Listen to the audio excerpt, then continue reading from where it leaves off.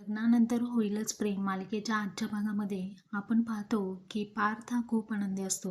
तो ऑफिसला जाण्याची तयारी करत असतो. तो म्हणतो, आज मी खूप आनंदी आहे कारण आज ऑफिसमध्ये जीवाचं प्रेझेंटेशन आहे आणि पहिल्यांदा तो स्वतःच्या जीवावरती काहीतरी करू पाहतोय. तर त्याचं प्रेझेंटेशन नक्कीच छान व्हावं.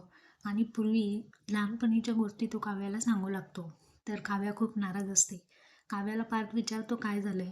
काव्या म्हणते, काही नाही देशमुख, तुमचा जो आनंद आहे ना, तो हिरावून घेता कामा नये. पार्थ म्हणतो, का? थांबा, मी खारुताईला विचारते. काव्या लगेच जेलस होते. पार्थ म्हणतो, जेलस झालात ना? पार्थ म्हणतो, तुम्ही जेलस झालात हे तुम्हालाही माहिती आहे. का झालात याचं उत्तर मी तुमच्याच तोंडून ऐकणार आहे. तर दोघेही असतात.